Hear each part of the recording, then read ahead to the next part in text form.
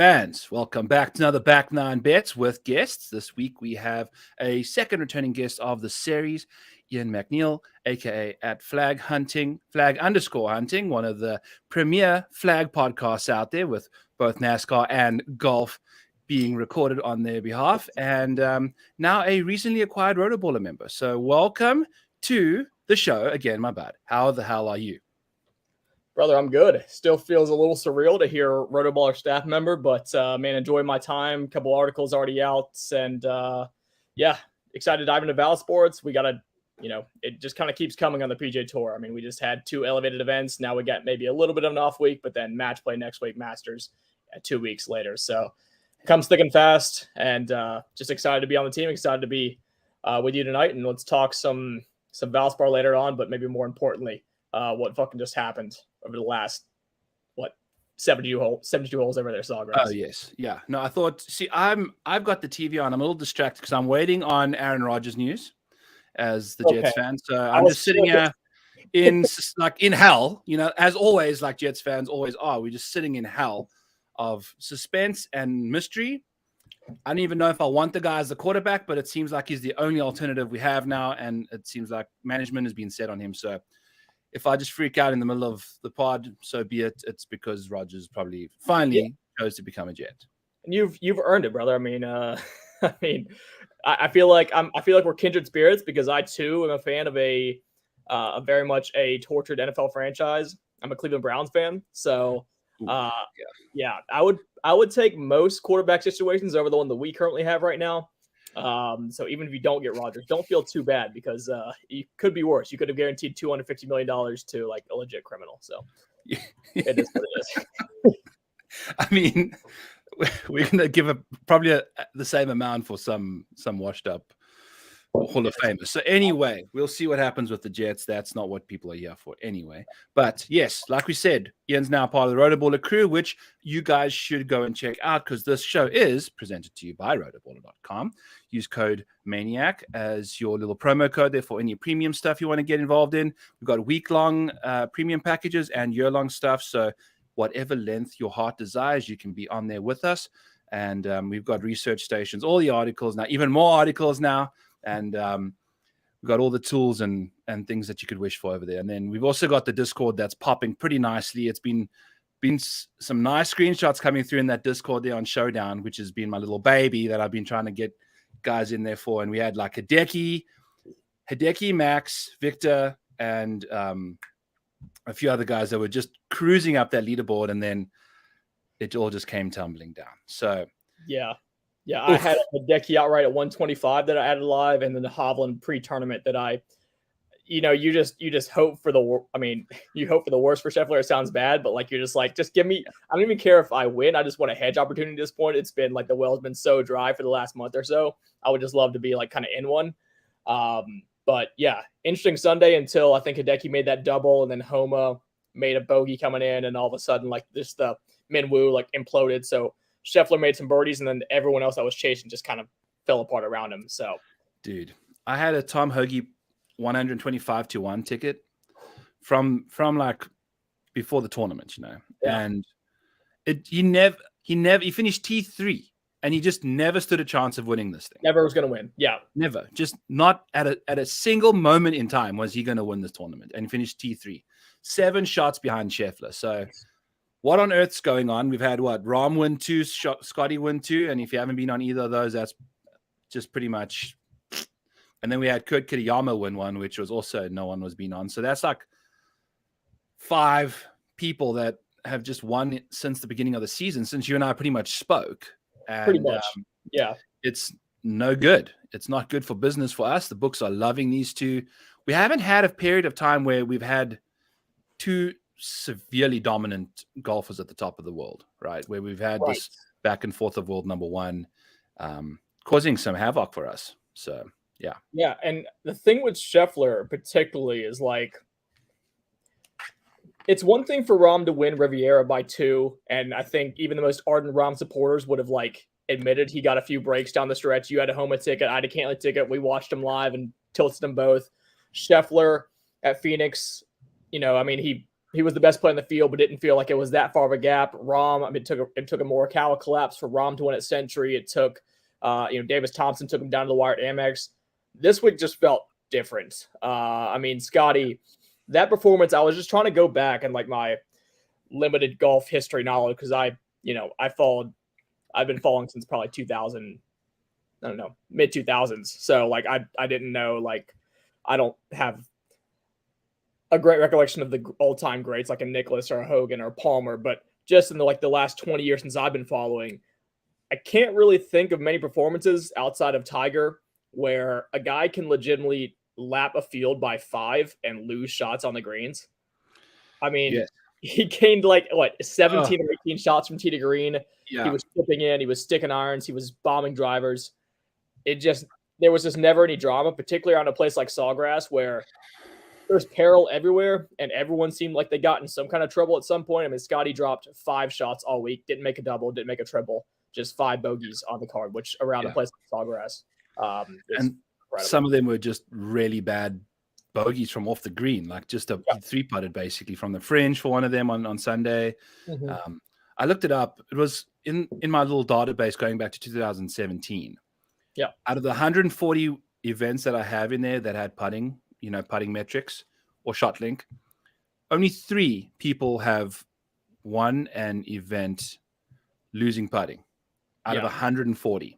So like what he did, look, he pretty much didn't gain or lose. 0.03 according to Dart Golf per round. Yeah. Which is and like he made a 25-foot of a par. He made a 25-foot of a par in the last. Exactly. So through 71, he had a 5-shot lead and lost strokes pointing to the field. And then correct. So of course he had to ruin my stat by making the 25-foot on the last. But I know.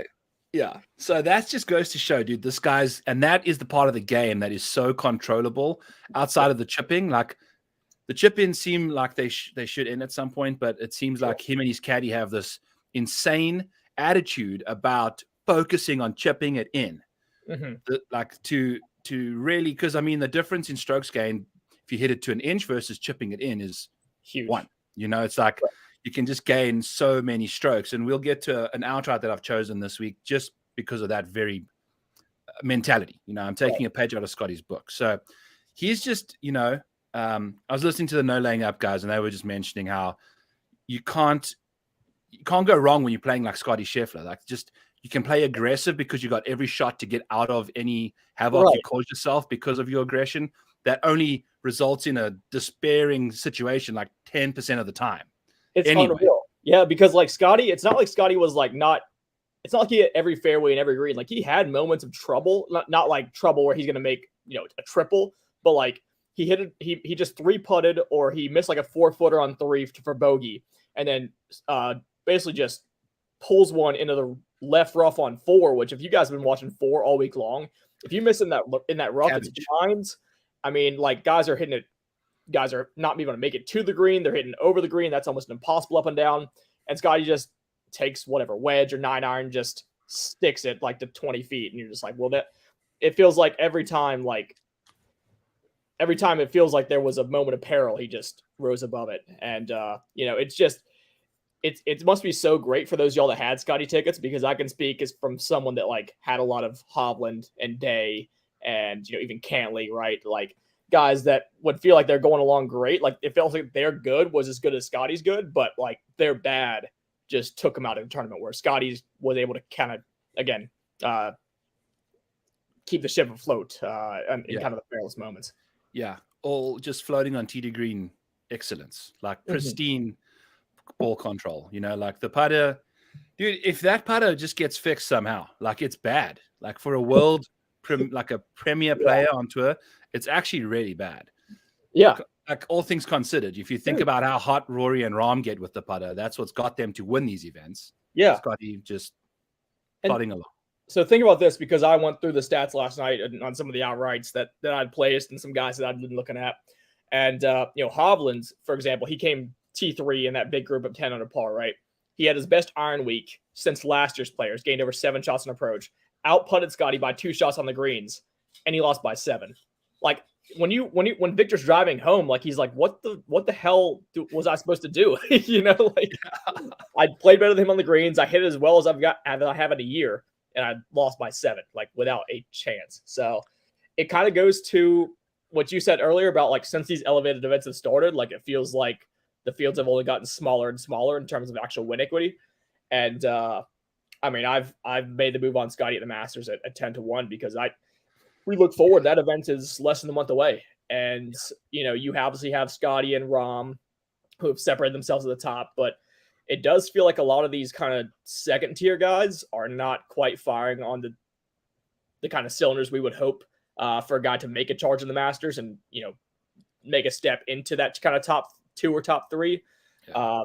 You know, maybe outside of Cantley's the only one I can think of that's really been playing quite well, at least ball striking wise over the last month or so. But you can poke a lot of holes into like the guys that are currently priced 16 to 35 on, you know, major odds, you know, so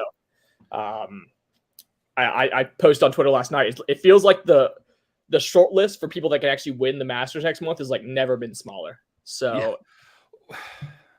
I know, dude. And it's like, we got to adapt because things are changing, you know, like the whole betting market in general it's so difficult to hit a winner right now because of the way that these guys are getting priced. You got to go single bullet or you know, like got to have an extremely turnaround type return on your betting card, you know, like for a person that tries to stick around 9 or 10 units, dude, it's hard, you know, like, cause that's a 9-1. That's it. That's like your floor, you know, like a 9-1 bet. So it's crazy. But Tyrrell, to me, I'm just going to breeze over him. The guy drives me nuts. Like, I can't stand him. He's on the back 9 bets blacklist after being horrific the last year. You know, like everything he did was just terrible, terrible, terrible. And I couldn't ever figure him out. Now, all of a sudden, he comes back and this guy's playing some insanely good golf.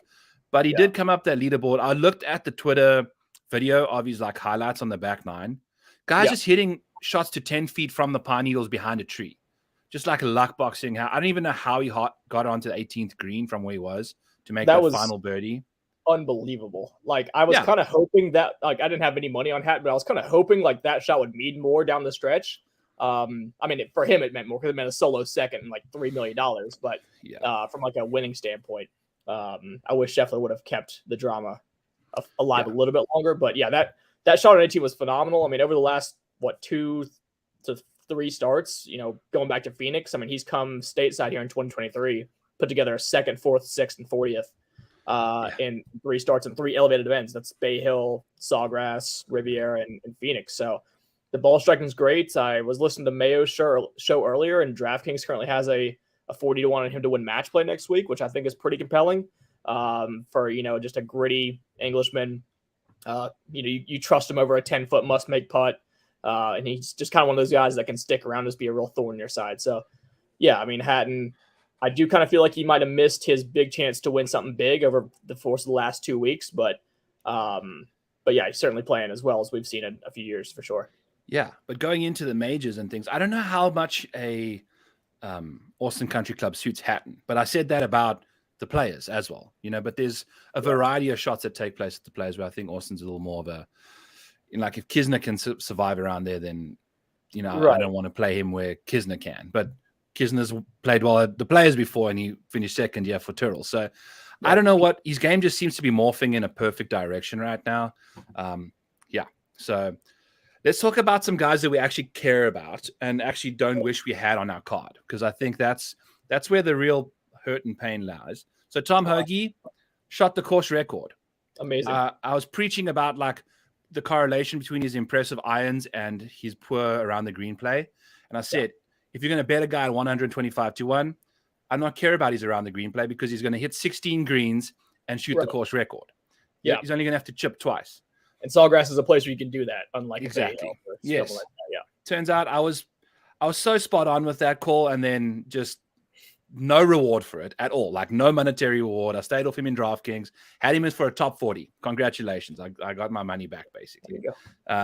So that was frustrating for me. Max Homer, I had in one and dones, and I had him in 70% of my showdown lineups that were absolutely crushing because he's only like 10% owned. He was sitting in 26th spot entering the week or Sunday.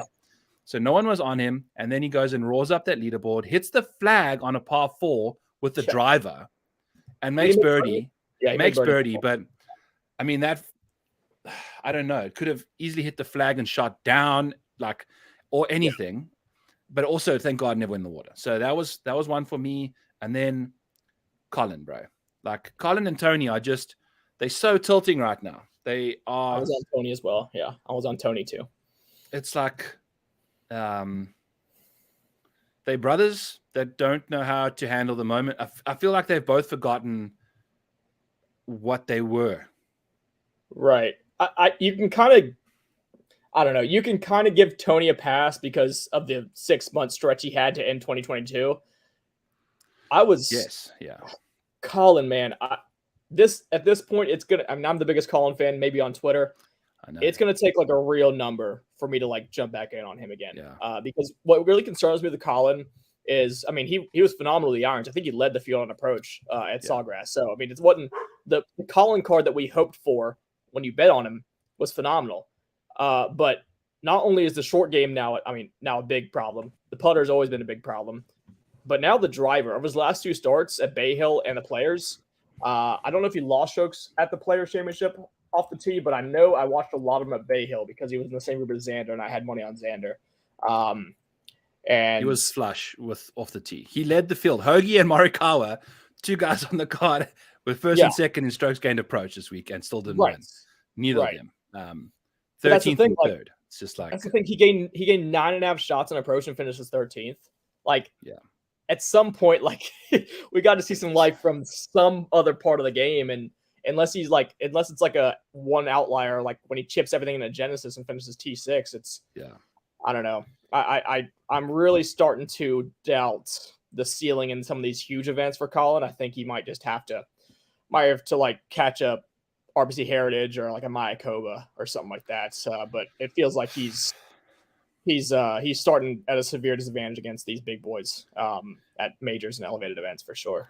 Yeah, it's so weird because, I mean, the short game department, he lost 2 strokes total short game. Right. So can't do that, dude. You know, even as one of the best iron players in the world, you shouldn't be losing that much, you know, because of that approach play, dude. So I don't know what's wrong with him. I thought we were in prime seats, and then I figured he just needed to get through the second round, which is going to be the windiest round of the week.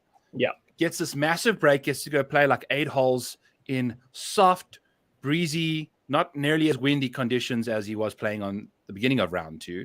Yeah. Goes out there. By the time I've woken up, he's out there and have shot nothing. Like he went level par over the next 3 rounds after shooting like 7 under. Right? And Saturday was really player friendly. I mean, Hoagie shot 62 on Saturday. Fleetwood shot 63. You saw, I mean, Scheffler shot 7 under par.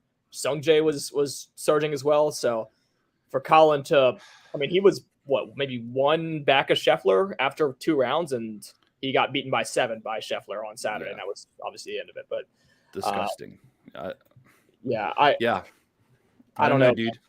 I really, I felt dumb on Thursday because I've been on the record saying Colin's going to win like multiple Players Championships over the course of his career, and although I probably wouldn't take the over 1.5 right now, but speaking of the past, and even as bad as I felt on Thursday for not having him on the card at 28-1, I never really feared that he was going to win, which I think is telling considering I'm always kind of looking for the best out of Colin, and it feels like he's at least a couple tiers behind even like the Cantleys and the Homas and that kind of player right now.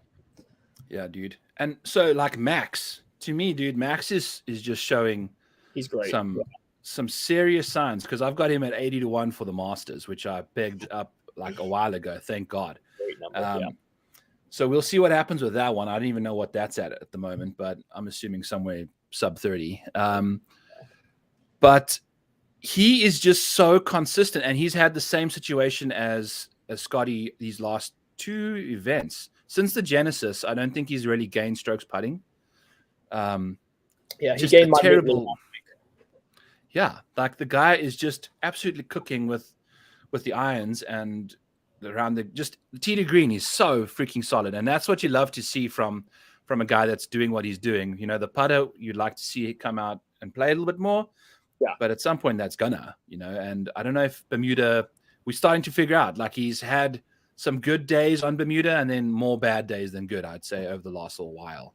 Yeah. But he's Some a guy that frustrating stuff. he's a guy that, again, you have to kind of sometimes take the numbers out of it a little bit and just go with like your golf fan brain and just be like, do you trust Max Homa over an 8-foot putt? Like, I absolutely do. Like, and for me, that separates him over guys that we historically, don't trust with the putter and consider that a red flag. So, obviously the surface, we'd rather have him on a West Coast Polana, but he's been more than capable over the course of his career of winning in the East Coast. And I think him and Cantley would probably be, if I'm like running down the OWGR standings of like, who's the guy that can like go head to head with like a peak Rahm or peak Scotty on a Sunday, like Home is right there for me. So God bless you if you have an 80-1 ticket for Augusta. I'd be very, very excited about that.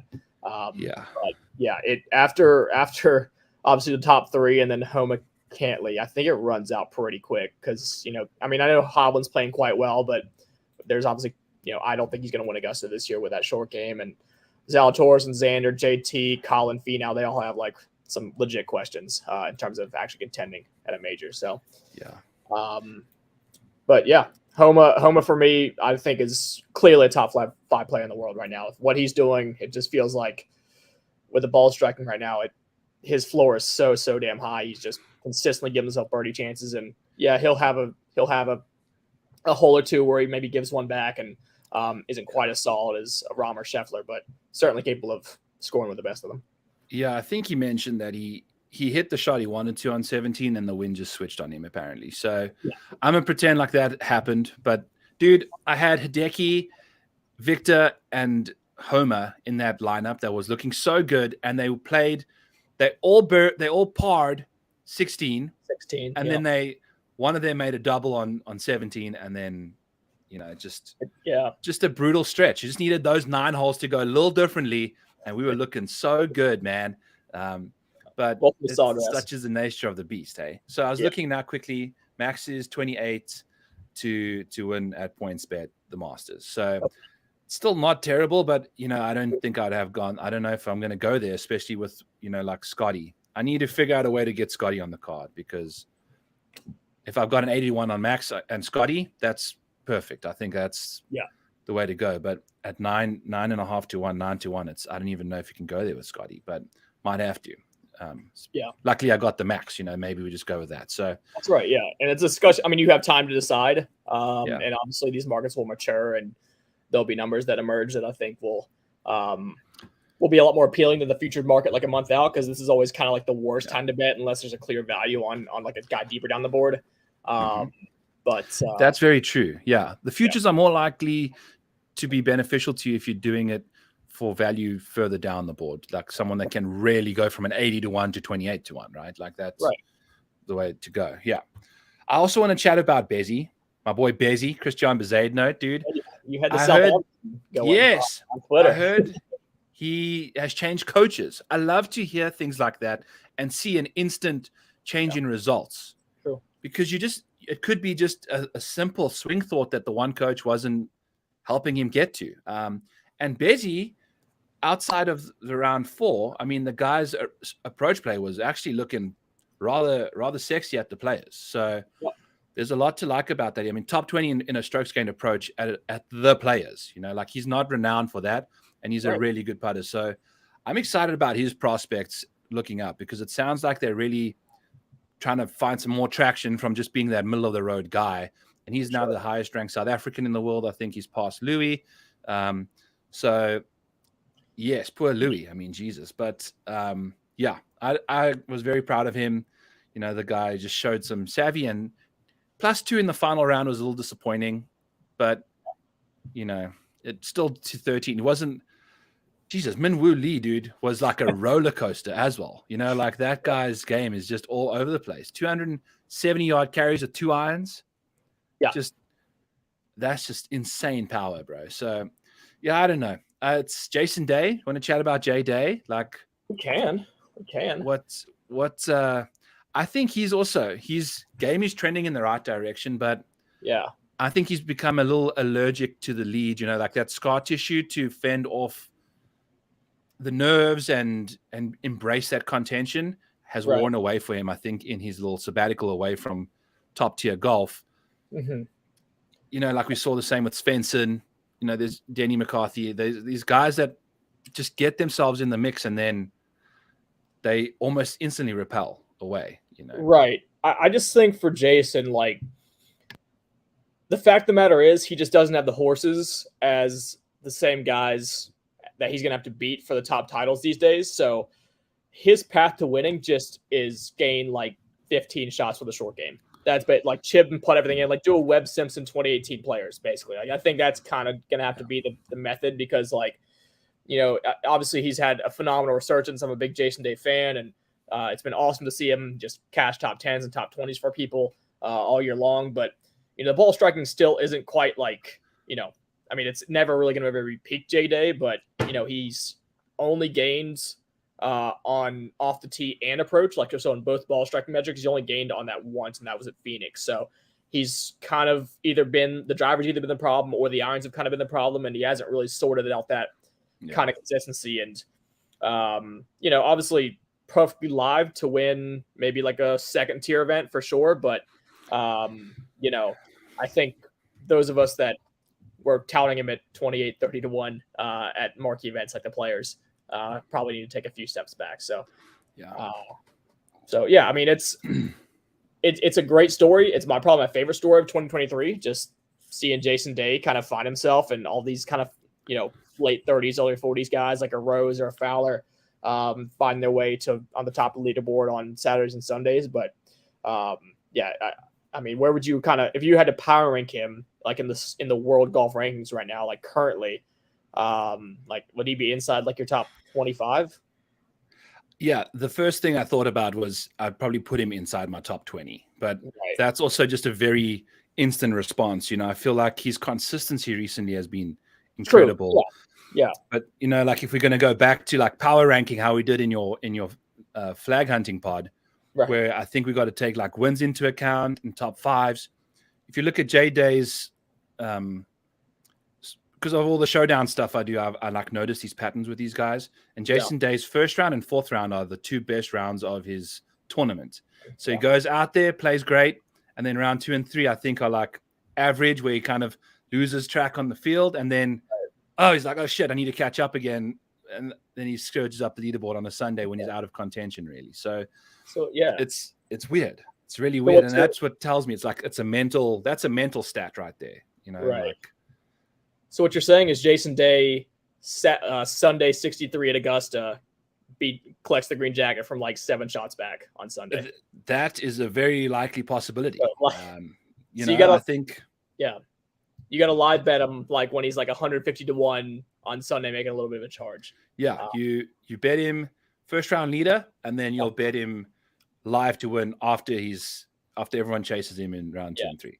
And interesting. I was probably a little bit low, I will say, on his prospects, like as far as like a total package, like in terms of like the overall rankings of golfers. I mean, considering he's not finished worse than 18th or 19th now after the Players since the beginning of the year. So yeah, I might have been a little bit low on him just because my weekly focus is primarily on just trying to find the winner. So that's, I guess, where I can underrate some guys. And if I don't believe in their win equity, I kind of shoot them down the board a little bit versus guys that I feel like have the upside to win big events. But yeah, I mean, it's great to see. It's just I felt like that might have been his chance at Sawgrass last week. I'm trying to look forward to like a Jason Day spot at like a marquee venue, and I felt like Sawgrass was kind of it. So we'll see. The approach was good. The round green play was good. So there are plenty of signs, just not quite enough. It's promising, but it's just hard to believe that he's going to do it against these guys. Three guys that I'm looking at that were really disappointing is Taylor Montgomery. I've always said he's one of the best golfers on the planet, but one of the worst competitors. The guy is just not a good competitor. He's got the golf game to find himself in contention. And if you give him an island green with anything on the line, he did the same at the Amex as well. On the 17th island green on any golf course on a Sunday, Taylor Montgomery's nightmare Oh, situation. he did hit on the water on 17 Amex too, didn't he? He almost just realized shanked that. one on that hole, dude. It was really bad. So do Yeah. not have island. Like if there's any more island greens, like 16, if he makes it to Augusta, I don't even know if he is or not right now. But that's gonna be so interesting. He melts, dude. He's like melting threshold is minimal. So I love him. He's also the same thing. If you go look at his showdown stuff, the moment he gets within contention, eject button, dude. Like anytime he's at the top of the leaderboard. So really interesting. Tom Kim has been bothering me. He just man, he's lost his pizzazz, dude. The putter. I'm off as well. Yeah. It sucks. Like this was his week as well. This was the coming out party and a big boy event that suit his game. T51 isn't going to cut it. Well, right. And the thing is, like, when he came on tour, right, and won twice in 5 starts, finished third at Genesis, finished 7th at Rocket Mortgage, like, he was legitimately one of the best iron players on the PGA Tour. Since the Phoenix Open in February, 4 starts, he's only gained on a person 1 of those 4. So I don't know if it's the fact that the fields have gotten a bit stronger or he just lost a little bit of the mojo, like you said. But yeah, I mean, what made him such a compelling prospect was the fact that this kid came out of nowhere and all of a sudden was like gaining 5 shots on approach every single week, hitting every single fairway. And that's what, one hit. And if the putter heated up at all and he was able to make a few 15, 20 footers over the course of the week, then he was going to win at a Shriners or Wyndham. But yeah, the ball striking's really let him down. Obviously, he's 20 years old, so we're far from like writing him off completely, but certainly has lost, like you said, a bit of the momentum he had.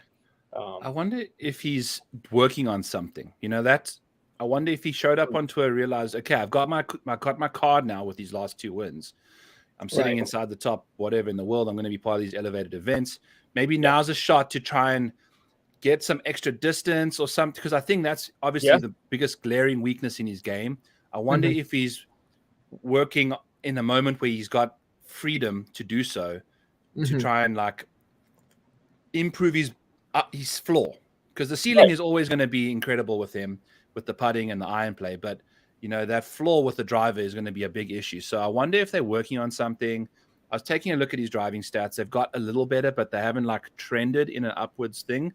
But also these courses that they're playing at, it's difficult to see, because you go from Phoenix to Genesis to like the Players. It's like no good for him. But I have noticed as well that when he wants to reach back and hit one on a par 5, like he was in a group with Finau, and I don't know who the other guy was, but I know he was on 16 on Thursday. He hit one past Finau with driver, with the hit driver. So like he's clearly like that. He's clearly committing to some sort of distance regimen where he knows that at some of these bulky events he has to be able to hit it longer if he needs to.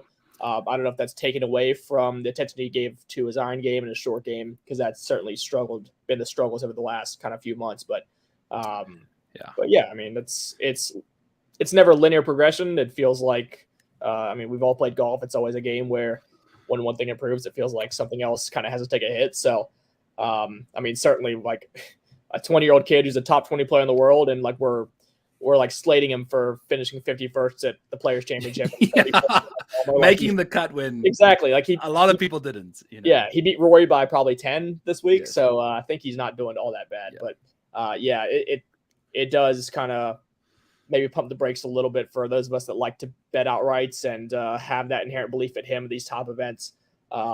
Maybe to again just pump the brakes a little bit until we see some continued form from the ball striking, right? I think we'll see it. Like when he starts bouncing back, we got to like instantly try and react to it. Exactly, and that's the thing is we know what the upside is. So once we see a little flash, we know obviously he's capable of leading a field and approach. So that's not really a problem.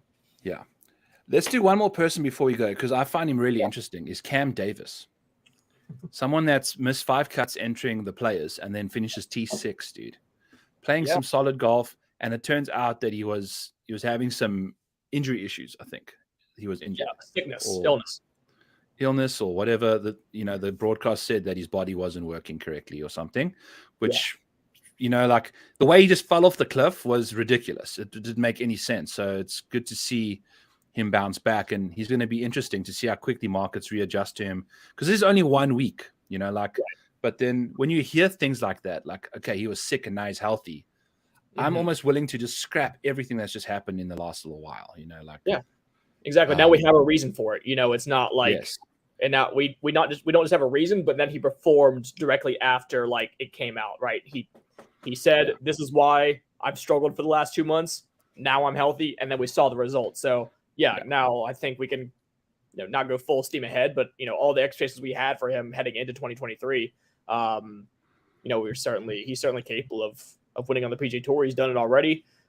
For me, I've always kind of looked at Cam Davis more in like the lower rung events. I actually like him on shorter golf courses. Historically, he's been really good on kind of short golf courses. That really take advantage of the driver and kind of blow like those this. down. Yeah, exactly. Like a Sawgrass. He's done well at John Deere, at Heritage, Colonial, right? So maybe as we get into the meat of the season, where some of the not alt field events, but some of the lower rung events come through, if you're able to catch a good number on Davis, just because the long term splits don't really add up, I've got no problem going back to the well for sure. Yeah. I'm interested. I'm really interested, dude. So that was really interesting. And the players was fun. I unfortunately, I just landed up turning it off for like 5 hours to go. I did some other stuff. I'm just so done, like I'm like dejected. I need some other mojo in my life. So I didn't want to watch another outright finish third and just like not have any chance. So I've been there. Congrats to Scotty, good for him. I knew he was going to lock it up. So moving on to the Valspar, we've got an interesting field, some bros at the top of the leaderboard. And I'm interested in one of them. So before we get there, what is your general approach this week? Kind of high level. What are you looking for?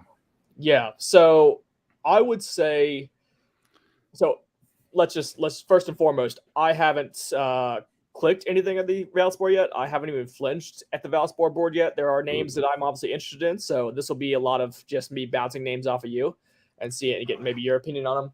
Cool. As a whole at Innisbrook, I mean, we've seen throughout the years that it's been a bit of a ball strikers golf course. Up until the last 2 years, it's played as one of the more difficult tracks on the PGA Tour. So it's, par adjusted, still quite long, even though it's only 7,300 yards. But as a par 71, there's a lot of forced layups, a lot of long irons.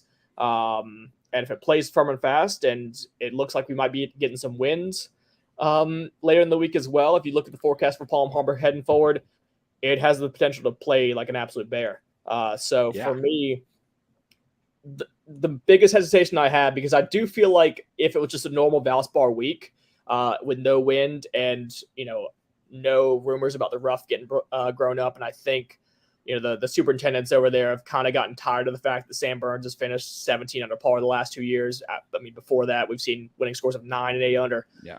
So I think they're making a bit of a concerted effort to toughen this place up a bit.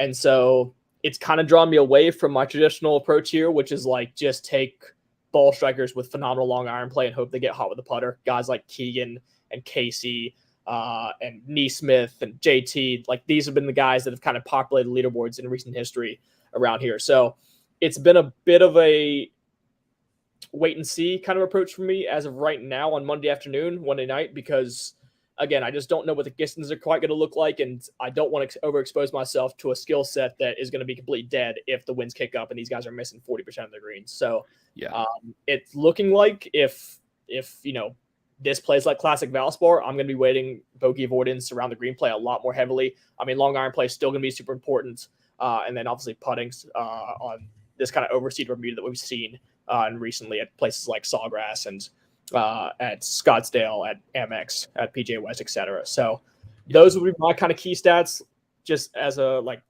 wholesale view of the tournament. But I think course conditions are going to play a really, really key role in like what my player pool ultimately is. As of now, I can't be too. I don't have too much conviction in one particular name at the top, but I'm ready to be sold because I know you have a bet in at the top of the board, and I'm very closely looking at your boy as well. Yeah. So I did this with Fade My Play last week. This is the back 9 section. I'm going to ask you, give you probably 4 names because we got a few here before 20. Yeah. And say, are you going to back them or are you going to go 9, as in German? No. Like, okay. Yeah. No. And then we can also make it bet. Like, if you have a bet on him, but it sounds like you don't have any bets in, so that's fine. So we just do back in 9, and then you can pick as many as you want to go either way, but it's kind of just a nice way of bouncing around ideas and seeing where we both lie on different golfers, and especially with you not having picked anybody yet, I think this will be a good little school session for you, little homework session. So Justin Thomas, the first 4 on the board up until 20 to 1, 18 to 1. JT. In a typical year back. This year, with how I think the course might play, I'm quite worried about Justin Thomas. I don't really like him at events where you have to scramble for par a lot. I think the mentality sometimes gets a little bit low if he's not making birdies every other hole and he's fighting for pars. There's just other names that I'd rather go, and particularly because he's the consensus favorite there at 10. There's enough questions for me to say 9 here.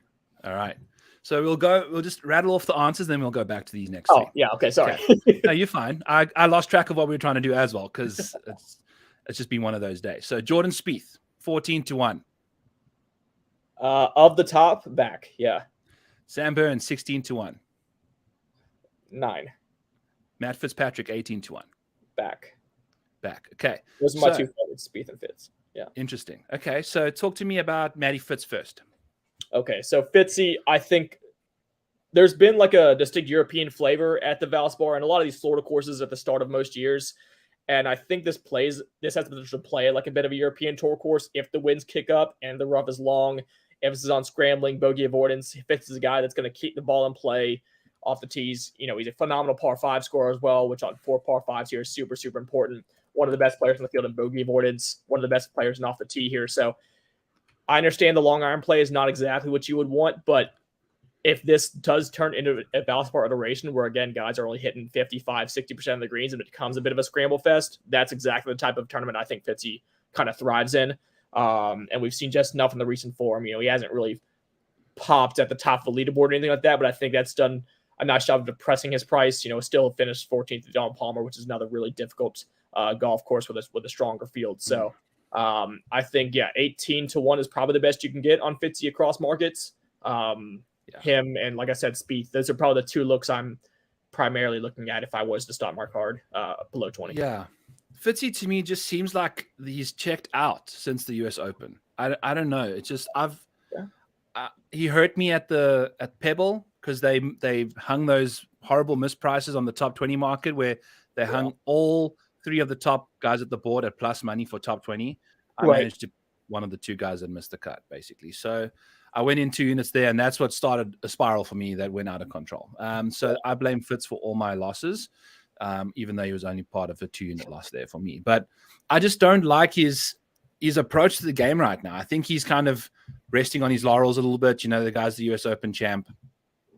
I feel like there's been a significant drop-off in results since then. Like he peaked pretty much then. I don't know. I'm going to go 9 on him. Okay. Because of that exact reason. I've just kind of been fading him a little bit lately. But also I understand the whole difficulty of this golf course thing. Like he's one of the best scramblers in the field, right? So that's what I'm saying is I feel like, there's a certain mentality. Like I'm sure like the mindset will play a role if it feels like maybe he gets off to a tougher start and someone's out there going 7 deep or 8 deep and all of a sudden like he's 10 shots back, maybe at that point, you can call into question the motivation. But I feel like if everything's condensed to the point to where he feels like, I just shot 1 under par and I'm in this right now, like a Thursday or Friday, right? Like I feel like maybe the competitiveness would start to flow. So I'm not really, I hit Fitzpatrick last year at the US Open, but other than that, I'm not really a big Fitzpatrick guy. I try to pick my spots as less as possible, but I do feel like of all the places we've been, maybe even since the US Open, this is the best I've felt about Fitzpatrick's game heading into this.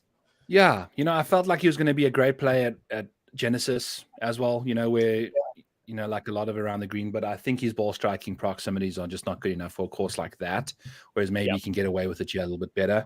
The reason I'm a big Spieth believer this week is I was looking at, Fantasy Nationals green regulation rates and 60%. And if it's going to be playing tougher now with thicker rough, I want a guy that I know has potential to make birdies from the rough. Like Literally, he's capable. He's like Scotty with around the green stuff. Like he's absolutely lethal. Not just going to get up and down. He's looking to make everything from around the greens. And I feel like that's going to be a really critical. If you got a 60% green regulation rate, there's a good chance that he's going to be chipping 40% of his shots from around the green.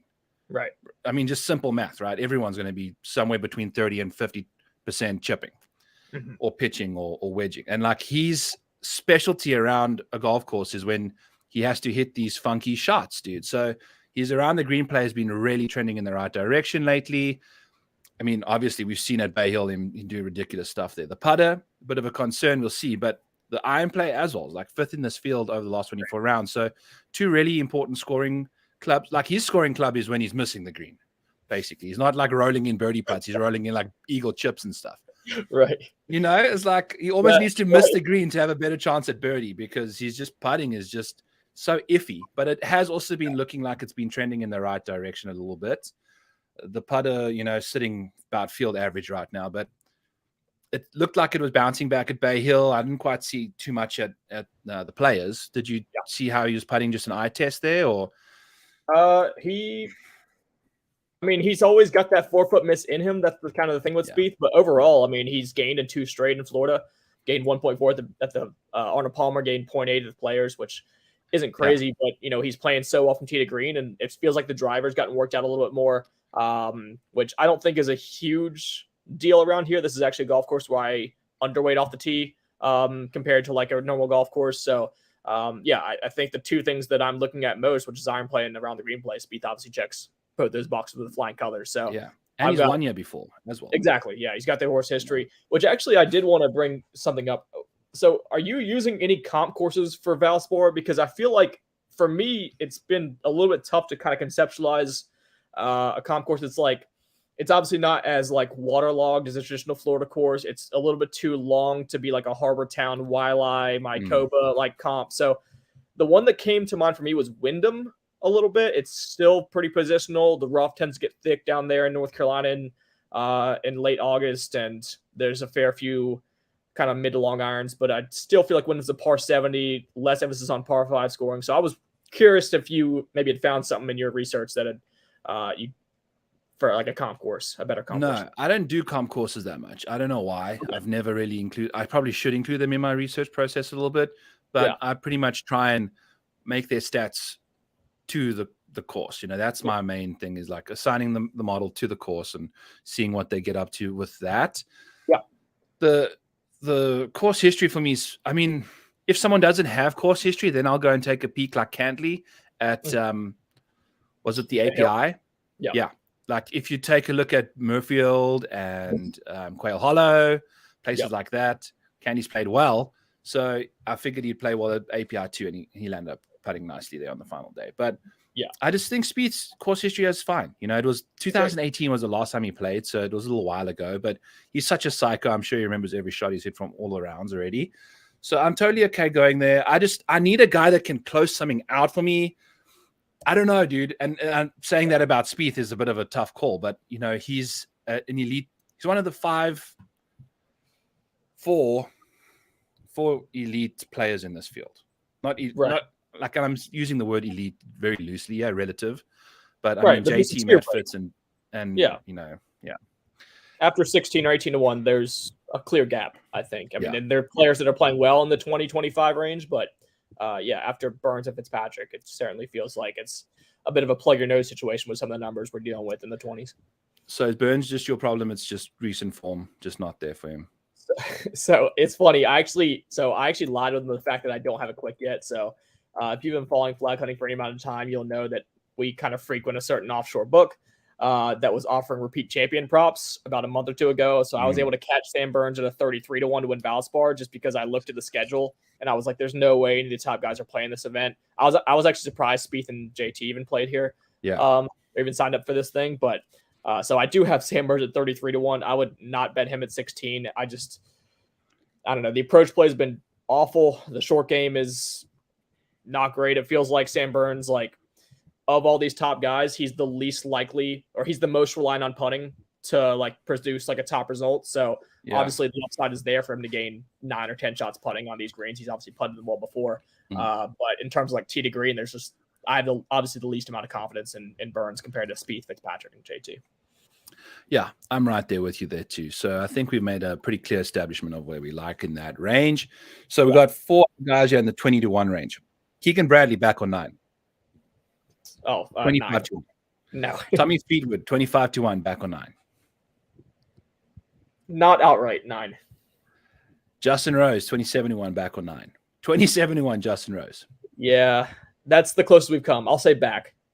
Okay. Adam Hadwin, 28-1 back on 9. I'd rather Rose, so 9. Okay. Yeah, let's go with 1. You pick one guy in this range. If you really feel obligated to take 2, you can go. But so talk to me about Rosie. What about him?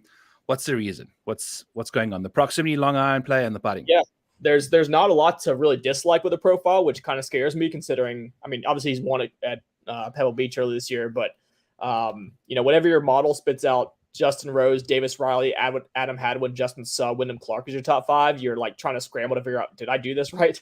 But Rose does top my model. I've tried to troubleshoot as much as I can, but he's number 2 in weighted proximity over 150. I think 72% of approach shots come from 150 yards and out. It's a very, very long, mid to long iron intensive course here at Innisbrook.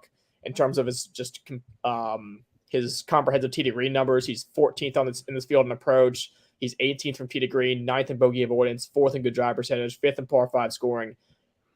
He just came off a 6th place finish of the Players. He's played quite well here. Much like Spieth, it's been quite a while since he's played this event, or at least since he spiked at this event. He missed the cut in 2021 when he was kind of a fraction of the player that he currently is and was in the past. But finishes a 5th and 8th in the past in 2014 and 2018. So he's got that kind of long-term pedigree here.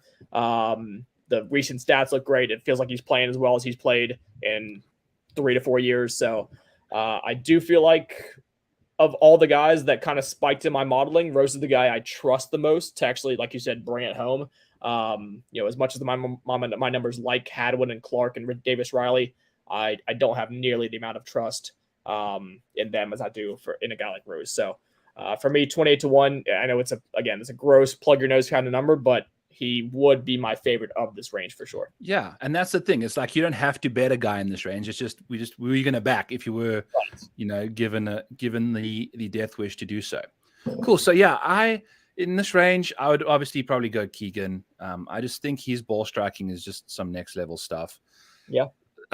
I don't ever last week in DFS was a nightmare because he was one of the most popular guys. You play him? I played him over day because I wanted to have a guy that I could count on that was going to be like a free square at that price. It wasn't like it was like I could do a whole lot of other stuff with the leftover salary because he was so cheap. Yeah. Then just his course history was there and everything. Like it all lined up and obviously just didn't work out. So you take your shot. You got sawgrassed, basically. Exactly, right. So he became part of the make it or break it type philosophy there. But love him. I mean, he lost to Burns. I think he finished second 2 years ago. 2 years ago. So he was the first round leader. Yeah. He had the famous first round lead to miss cut back in 20 at this venue. Yeah. God damn. Venue. Yeah. Look, he's one of these.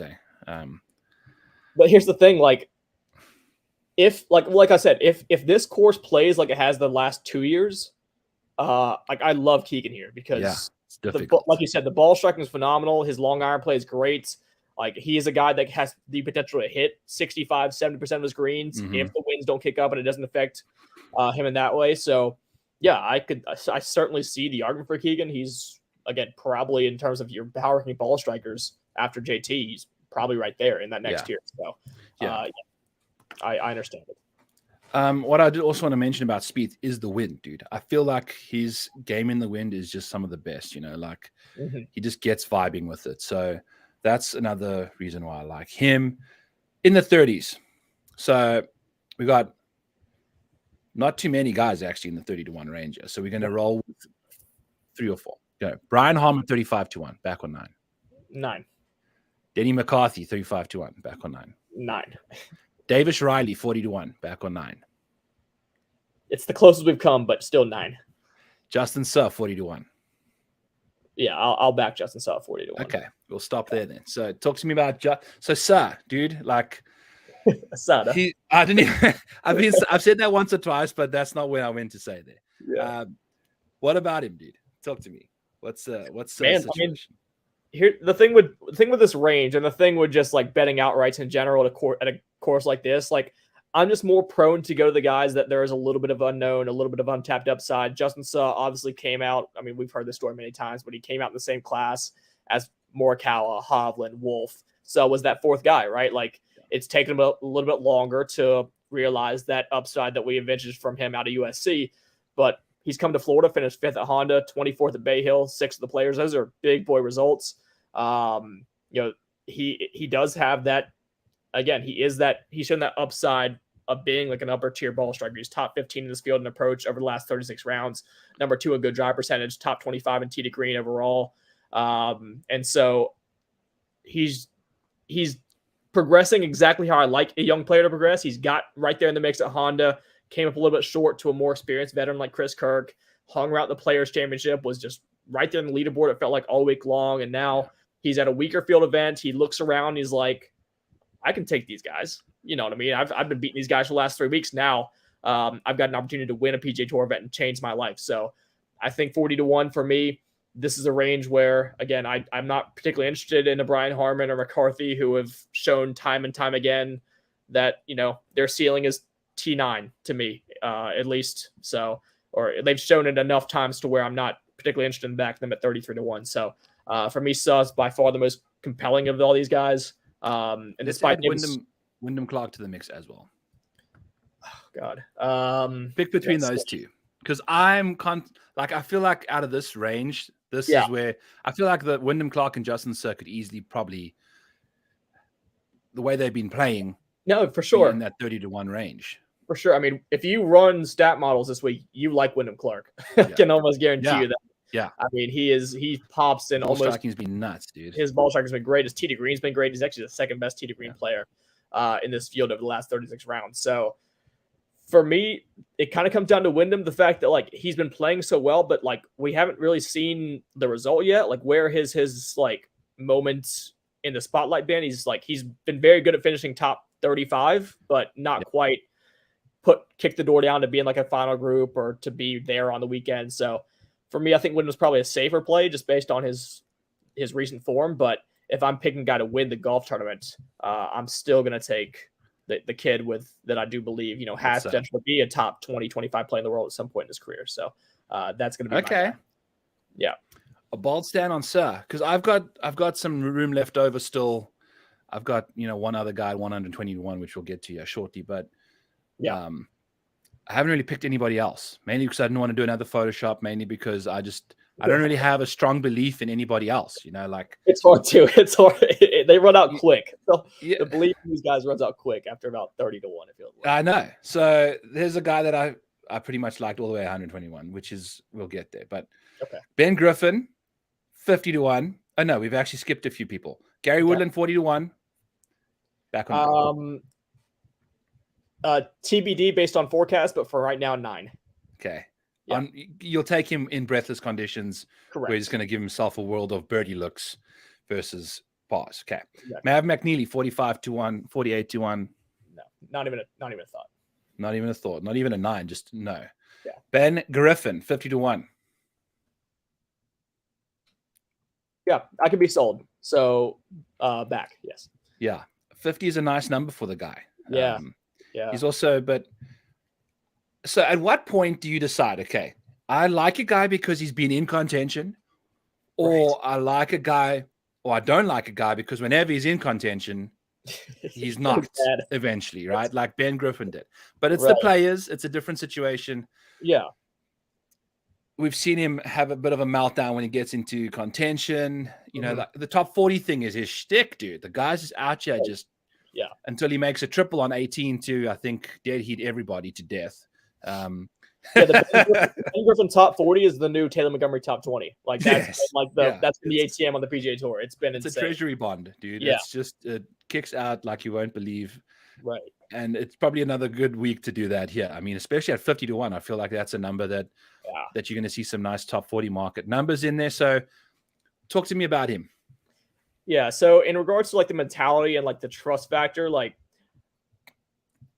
where I pan out on all like the meltdowns he's had, I had him at Bermuda when he pissed down his leg against Seamus Power on the back nine.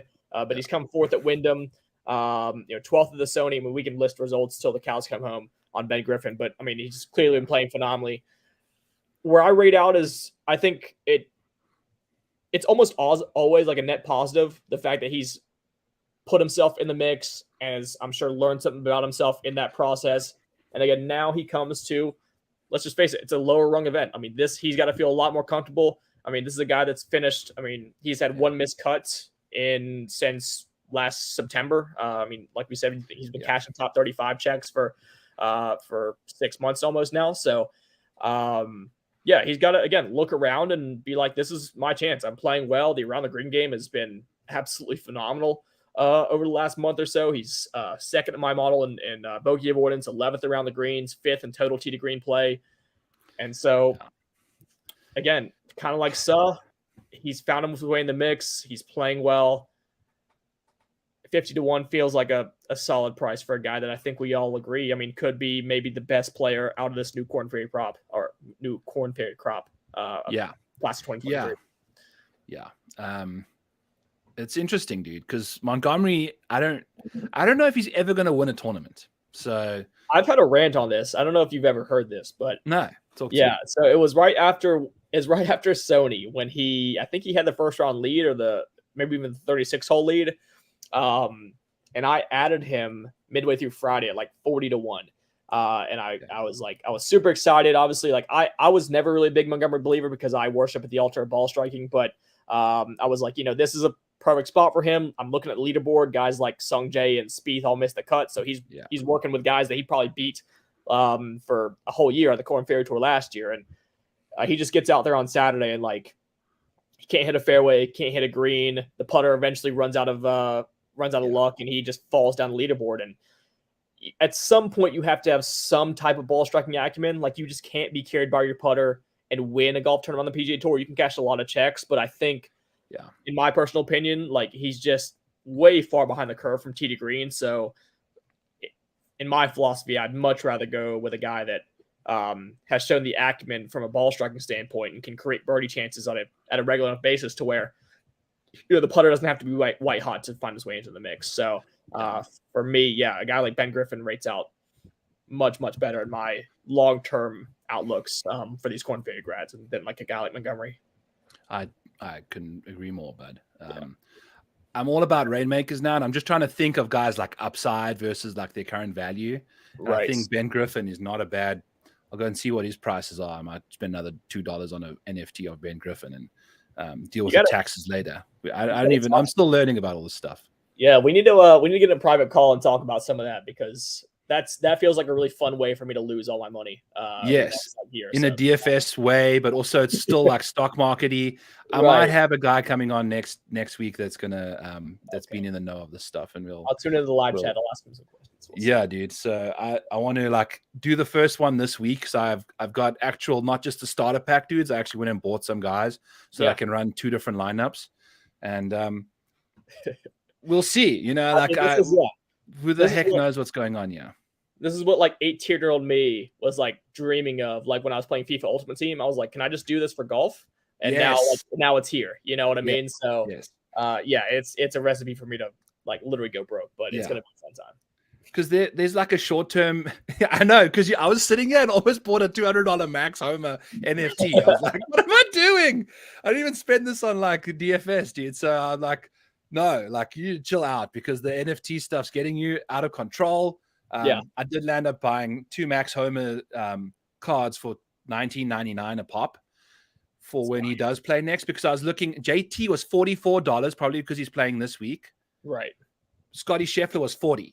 So to put it into perspective, like JT, just because he had a premium for this week's event, I think was a little overpriced. But Max is half the price of those of John Rahm and Scotty. But he's been like right on their tail pretty much and his consistency is incredible too. Top 5 in the world.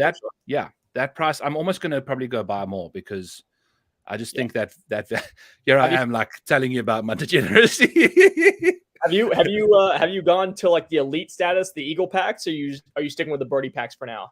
I'm not even buying packs. I'm buying it off the market. Auction. So I'm just gonna Okay. go and I'm just not even an auction. I just if there's a listed price for the guy, you can buy it instantly. Right now, And that way you're spending your money on exactly who you want. Because I've watched some YouTube videos of these guys unraveling birdie packs for like 2K and just getting Doug Gim, Ryan Brem, Joshua Creel. Like, oh, you just spend $200 on Doug Gim, Ryan Brem, and Joshua Creel. How do you feel about that? You know, like, I'm so sorry. I'd rather spend more on guys that I want that at still a value. I feel like Max Homer at that price. I think, I don't know. I've done this for like 48 hours and I think I'm a professional now, but I think the value there for Max is nice. It's going to be so much fun because it's a whole different content market. And it's just, I mean, I will say the potential for the back nine bets pack opening streams would be I would love to see you've got a viewer like for life here. If you just want to rage every like Tuesday night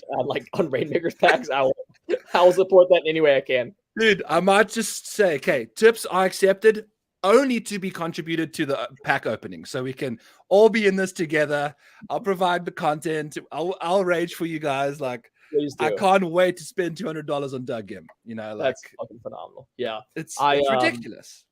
As someone who's spent the last 2 weekends at Sawgrass and Bay Hill, I'm gonna have to stick with core players for like the next month or so. But I'll hope to join you on the pay to win journey here as soon as possible. Yeah. So my I don't have any rares. I don't think. I was tempted to buy a Charlie Hoffman rare at like $11 or something, but I'm still trying to figure out what the differences in prices are. But I know, got a feel for the core ones, and you know they so like it's $23 for 5 guys to get in the mix. So if you blow it, like it's you know it's not like you've blown your life savings, right? You know, it's like a very modest investment to just get a feel for what's going on. Exactly. I'm going to spend more on fucking Pearson Coody to win this golf tournament this week. So. Okay.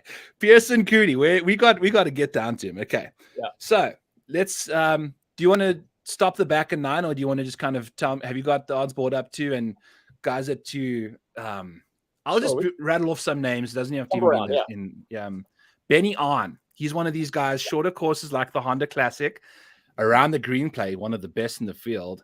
Yeah. 66 to 1, probably 71 on Bet Rivers if you use the enhanced odds, which, by the way, I was trying to wait for the enhanced odds to drop today. I was eyeing a Jordan Spieth 14 to 1 on their website. I'm like, yes, I'm going to get a 16 to 1 on Spieth once this enhanced odds drop. They drop. Spieth's number goes to 12 to 1. The enhanced odds 14 to 1. I'm like, you sons of bitches. Like, what is that bullshit, dude? That's absolute horse. You know, like I was literally staring at it, waiting for it to happen. Wasted like an hour and a half of my morning staring at a screen for no reason. Anyway, Benny On, talk to me. No, the iron game's back for Benny On. He's now gained strokes and approach in 6 straight events. We know the short game's top class. He's even gained strokes with a putter in his last 3 events. So, yeah, look, he's not the Ben On I don't think that he was at peak form back in like 2017, 2018, 2019 when he was like legit one of the best iron players on tour. But in this field, particularly with the forecast we're seeing with the winds, the potential for scrambling to play a really key factor around here, bogey avoidance to play key factor. I have my eye on Benny On. I can get you an 80 right now if you're interested in that. That I've been staring at pretty heavily. So I don't know. Time will tell. I always like to preach caution down the board early in the week because I feel like sometimes, especially, you know, I think all of us can. It's much easier to click a guy at 80 to 1, 100 to 1 early in the week, and then you get to like Wednesday and you're like, shit, I can't afford win this thing. Yeah, it's like I can't afford the guy I actually want to bet because I spent all my money on, you know, Ben On at 80 to 1 and Johnny Vegas and all those other losers. So but yeah, I do like the profile. I understand where you're coming from. The win might be a bridge too far for me, but I will have my eye on him potentially in the live market or just depending on how conditions play. Because like you said, if things get really, really brutal out there and around the green play is paramount, I mean, there's not really a better player in the field, I don't think, as far as scrambling goes. So no, I think so too, dude. I just, you know, obviously wonder about his ability to close out a tournament, but that's why he's whatever 80 to 1. He's 80 to 1. He's priced to make last. So exactly, dude. That's totally fairly priced. A Nick Taylor, at 66-1. You can get him to 70. He's the one guy I was eyeing out in that gap between my Spieth and 121 ticket. So I love the consistency on all-rounded nature of his game. I love how his game seems to have been improving. I love what his putter's been up to. I think you need to have a good putter or a good around the green play this week. Like I think that's what Justin Rose's strength lies is in the putting, because you see him as a good scrambler because he's making a lot of par putts, but they're longer than a typical. His short game's not the hottest, but right. Middle of the I'm not gonna lie about Nick Taylor. He's just like everything is just super average or better, and his putter can absolutely spike. And if he's going to be 70-1, I'm totally down on him. I have a few Rainmaker cards of Nick Taylor this week. So back nine bets is going to be infiltrated by Byron's bias based on the Rainmaker cards he has. Dude, no, I'm going off of the week this week. Yeah, I get you. No, I think Taylor in a lot of ways is a little bit like the arbitrage Adam Hadwin. Obviously, he comes without the course history here at Valspar, but they kind of have very similar games. Maybe that's a lazy con because they're both Canadian, but it does feel like they don't really do anything amazingly well. But again, they're good enough in every facet of the game to where they're going to be able to cobble together scores. And Taylor's come closer to winning this year than Hadwin has. So 70-1, I can certainly see the logic there. Yeah. Anyone before 100-1 that you got your eye on? What do you think about Vic Perez? I can get an 80 right now on the Frenchman. I mean, if you look based on official world golf rankings, I mean, Vic Perez is. I've got odd checkers showing Pat Perez at 80-1. I've seen that's been a common mistake by books. They're getting. I wouldn't take Pat, but that's Vic Perez. Okay. Yeah, they're getting their Tucson, their Live Tucson odds complete with the Valspar. I don't know. I don't have a take on Vic Perez. I really don't have. I don't even know what part of his game is good. Tell me about him. I don't know about him. I'm not going to claim to be like a European Tour expert here, but he did just win in Abu Dhabi earlier this year. Now, he hasn't played since February, where he came 13th at, I don't even want to pronounce this because I'm going to absolutely butcher it, but I believe it's in Saudi Arabia. Okay. But he just won the Abu Dhabi HSBC, which is a tournament that's it's a marquee event on the European Tour. I believe. I believe Hovland has won that in the past. So, Perez, if you kind of look long term, because he hasn't really had a very extensive sample size in 2023, but kind of looking back on his European Tour stats from 2022, he was top 15 on the European Tour on approach in 2022, top 25 off the tee. His last three starts go T13, T28, win. He finished T12 at the DP World Tour Championship. I've kind of already alluded to the parallels you could find with a place like Innisbrook and a lot of the European Tour sites, maybe a Valderrama.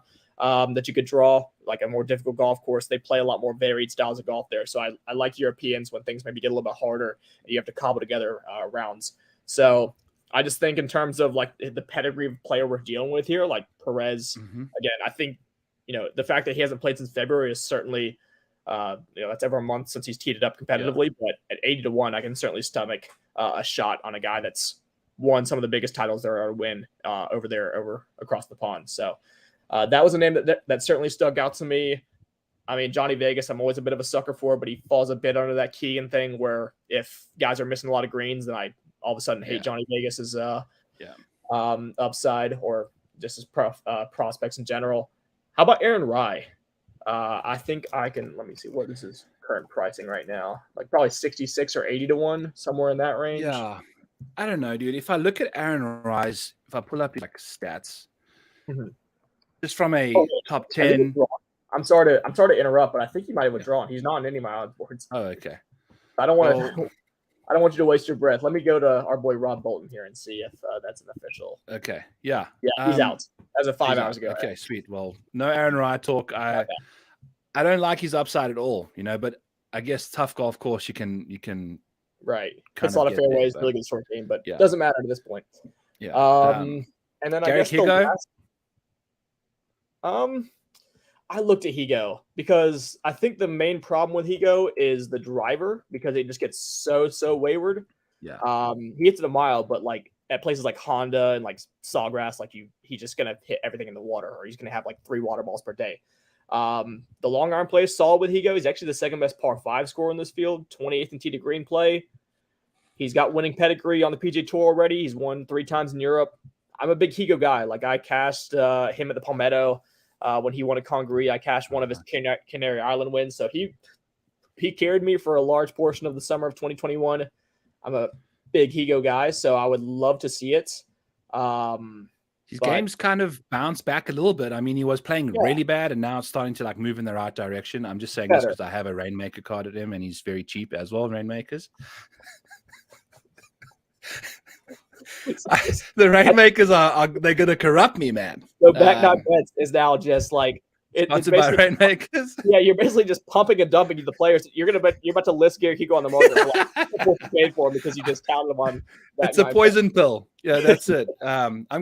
I love it because I've got a business degree. You know, I love how there's so much supply and demand involved in all of this stuff. So, buying stock low on Higo for me seems like a blue chip situation. I will say the recent tee to green stats have been quite good for Garrick. I mean, he's gained over half a shot tee to green per round over his last 5 starts. So, again, I can get behind him. It's one of those things with Higo where, like, if we're talking about like actual betting strategy, I would rather just see some signs of life during the tournament, even if that means getting a worse number, if that makes sense. Like, I just feel like the range of outcomes are so wide.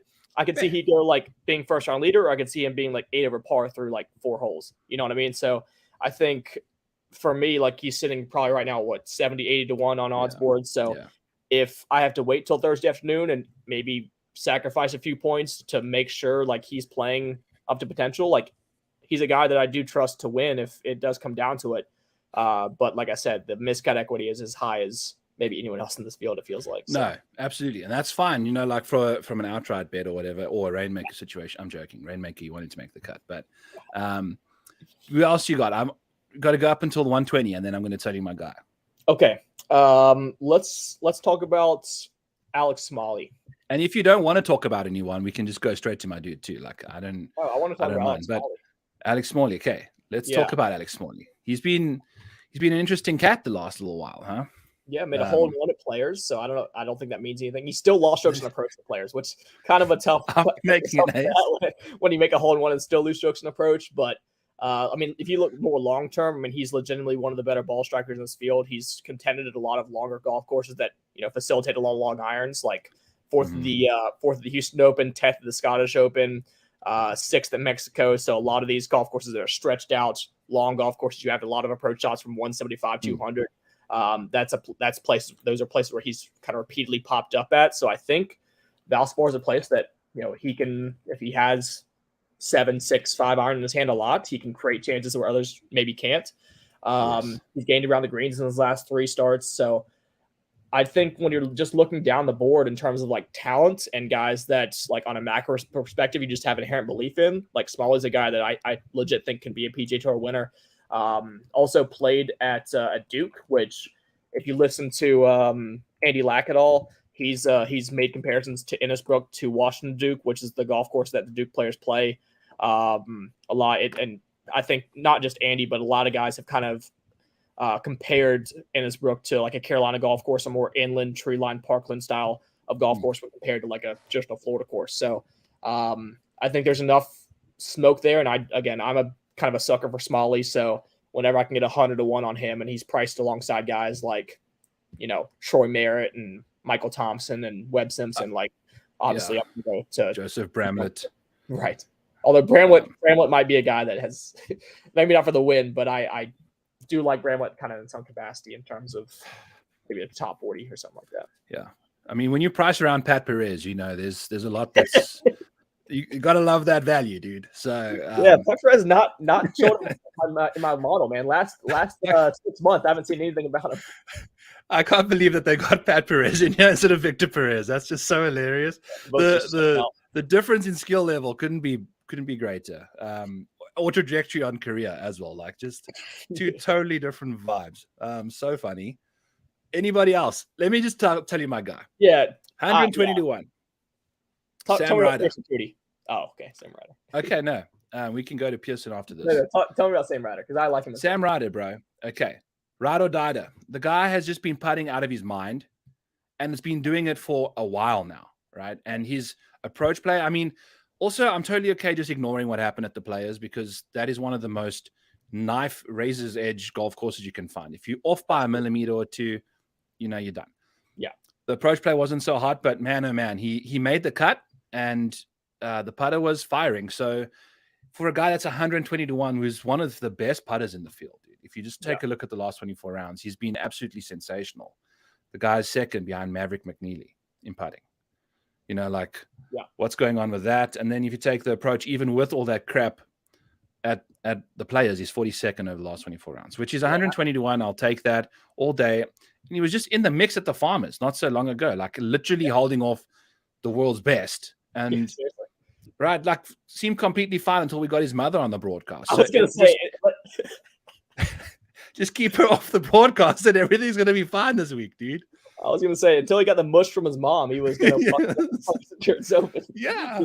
Beat 30 to 1 on this in this odds board. So I Dude. can actually do you one better on the approach play. Over those last 50 rounds, weighted approach proximities from over 150, Ryder 15th in this field from 150 and out. So it feels like he's done a lot of his work with those kind of mid to long irons.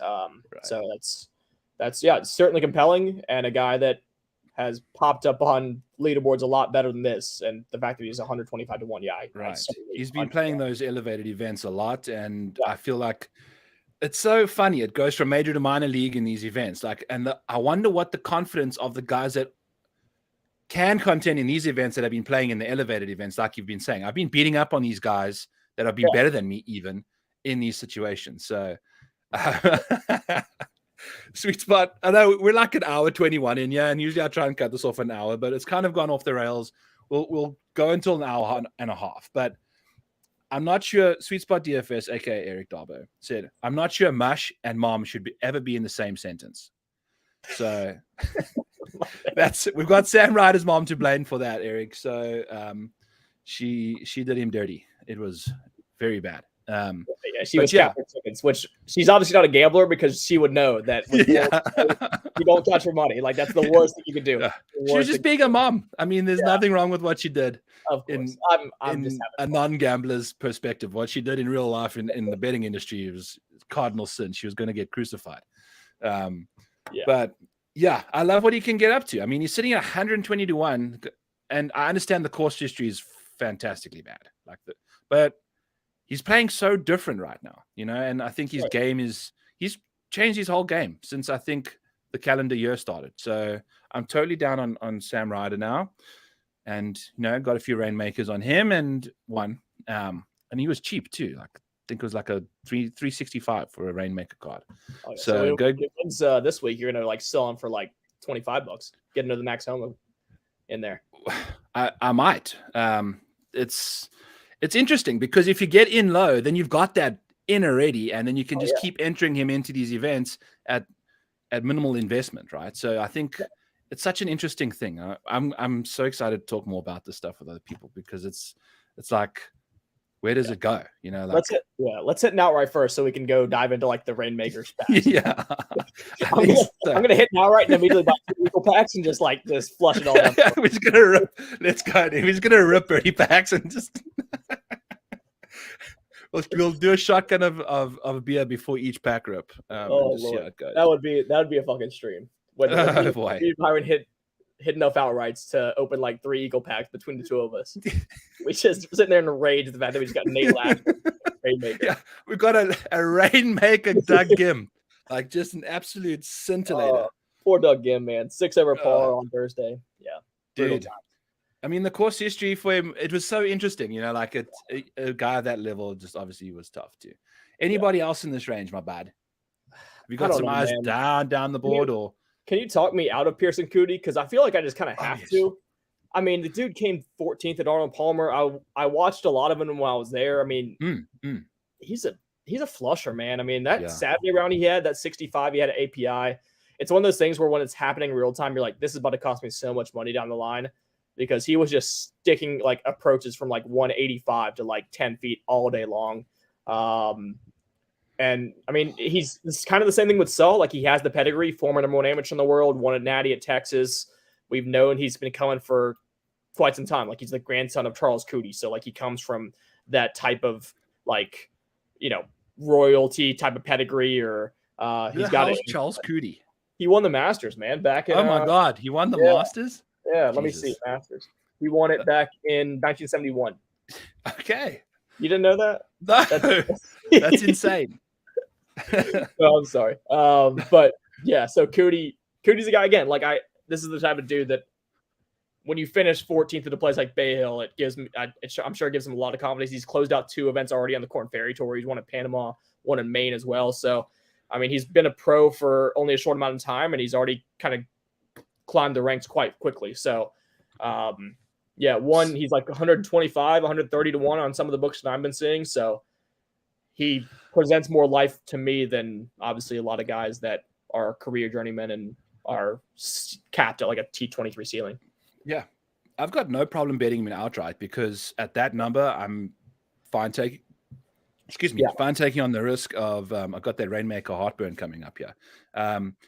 I'm totally fine taking on that risk for an outright because I looked at his Corn Ferry stuff. Someone asked me about him going into API. I said, yeah, look, his consistency is obviously, I mean, MIA. I think he missed multiple cuts in a row before his win or whatever. So I don't know if it clicked then or if that's just how his game is. He just fires it up and heads out if he's not playing well.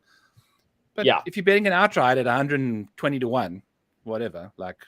And I just actually realized one thing. If we're talking about like a potential, scramble fest with a ton of wind, difficult scoring conditions, that Panama Championship, I don't know if you followed that at all down in Panama, but the winning score, I believe, was 3 under par, 4 under par. And it was they got him in a playoff against Silverman, I believe, and he birdied the first hole. So he's not like, you think of like a Corn Ferry Tour guy that is used to going low and shooting minus 22 every single week, but he has proven his mettle in difficult scoring conditions, and obviously a Texas guy should be quite comfortable in the win. So, that's a move I'm probably going to make. You might have talked me into Pearson Coody instead of me talking you out of him. So that's what we're here for. I'm here to waste your money on 135 to 1. I've got the Spieth ticket. I'm just sprinkling cupcakes around him now. So it's like we'll see what happens. So I don't know. Like Webb is sitting at 100 as well, which is an interesting thing. It's just when is he going to fire? When is he not? But I think I'm totally cool just with what Mark Hubbard, 140 to 1. He just made the cut at the Players. This kind of a golf course. I don't know. He's very good scrap. His game is all round good. Right. He's like Neesmith in a lot of ways. Like he does one thing really, really well. He hits his long irons incredibly well over long-term samples. So, certainly he's got the ball striking capacity to contend at a place like this. The recent form's not been great, but you can't expect a whole hell of a lot when he's 140 to 1 in a glorified Corn Ferry Tour field. So, Chad Ramey at 200 to 1. Is he really 200 to 1? I didn't even see him on odds boards. 200 to 1 on Bet Rivers. My goodness.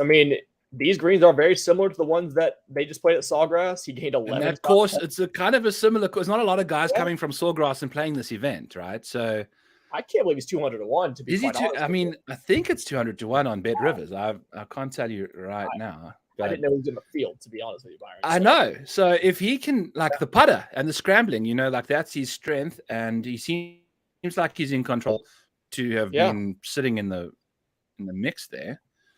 Yeah, he impressed me a lot. Until he went water 200 to 1. Yeah, I see it now. That's not a bad.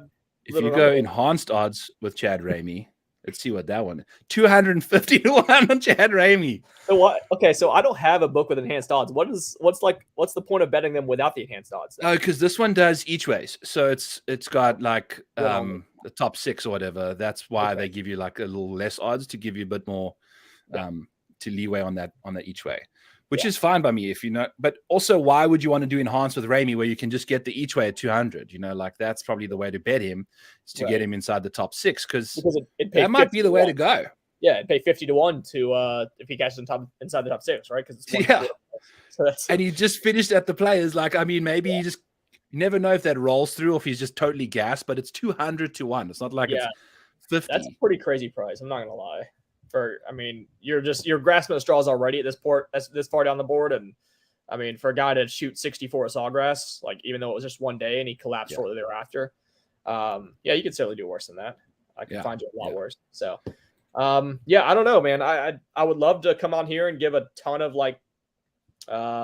just concrete takes with a lot of conviction, but I'm going to monitor the forecast as close as I possibly can. If the winds start to dissipate a little bit as the week goes on, and it seems like it's a bit more ball striker friendly, I could certainly see your angle with guys like Keegan or even like a JT at the top. But as it presently stands, I think we're kind of in lockstep here with the short game mattering a lot, and obviously long iron play as usual. It needs to, because I'm in on Jordan because of the wind, and it needs to blow now because I'm invested.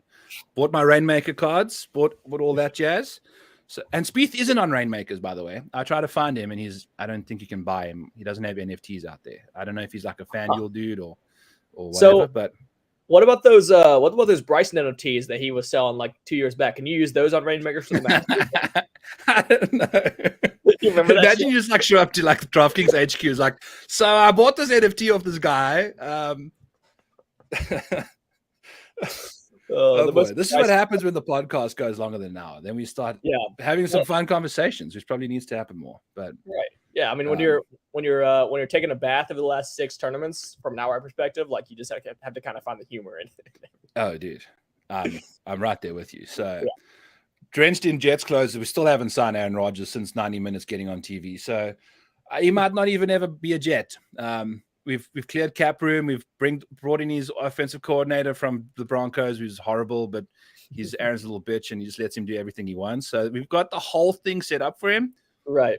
We don't even know if he's going to show up. So we're a day into free agency, and shit's gone south. But that's a very much a Jet season for you there. So I'll be praying for you. Very much like my dream Masters final pairing is Ricky Fowler and Jason Day. My dream AFC Championship is Jets Browns. So hopefully at some point in my life, not likely. We'll go. If that happens, we're going together. Yeah. Go together. We'll fucking live it up in the snow in Cleveland in the dog pound. Exactly. By then we would have made millions of Rainmakers, and I'll buy you a ticket. So I look forward to it.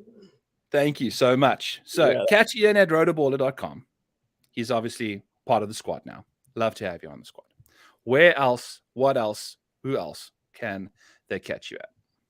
Yeah, man. Always a blast coming on with Byron. I mean, he's one of my OG Twitter friends. So the fact that we're colleagues at Rotoballer is still, again, pretty surreal. So, Byron pretty much laid it out. I do one article a week in terms of doing the course breakdowns, the winning profile that I've set up for that week, and then a few names that I've bet in the outright market, a few names that I've looked out for. So I'm not a horse like Byron out there churning out like 8 articles a week. I still don't know how you do that, but it's pretty comprehensive. So I tend to thrive a bit more in long-term or long-form articles. So if you like 3,000 to 4,000 word pieces, that's probably the spot that that's the spot that you could definitely check out. Other than that, I do a podcast with my buddy Chris. It's called Flag Hunting. That Byron shouted out before the show started, but we cover both golf and NASCAR on that show, and we do an episode every Tuesday night. So catch us on there, Apple, Spotify, Flag Hunting Pod. Follow us on Twitter at @flag_hunting. But yeah, man, it's been awesome. Just the first couple weeks at RP, and looking forward to the future. Looking forward to the golf we have ahead. And the more we talk, the more I'm kind of leaning into jumping in the boat with you on Spieth. So we might very well have the very similar reading interests this week at Innisbrook. I don't know. We'll see, bro. You know, that's the joy. I haven't been on the Spieth train too much. So I don't have that much scar tissue, but I'm starting to build a little bit up. From what I heard, it's a wild ride. But, yeah, it's fun. Which is also, you know, I'll pay my fee to go on the roller coaster and then get off with vomit all over myself and no win. So right. Well, the thing is, like, there's not many guys that aren't a wild ride around here. So why not pick the guy that thrives when like things are at their most just ridiculous, chaotic? Yeah, exactly. Just make sure we got Marines out there with stainless steel shins, and then we are in good shape. But Ian, thank you so much for joining me on the show. This has been episode 11 of the guest. 53, I think, is tomorrow with myself. So we're making our way through these guest episodes, and I hope you guys are enjoying them. Till tomorrow or next time this week, we'll catch you later.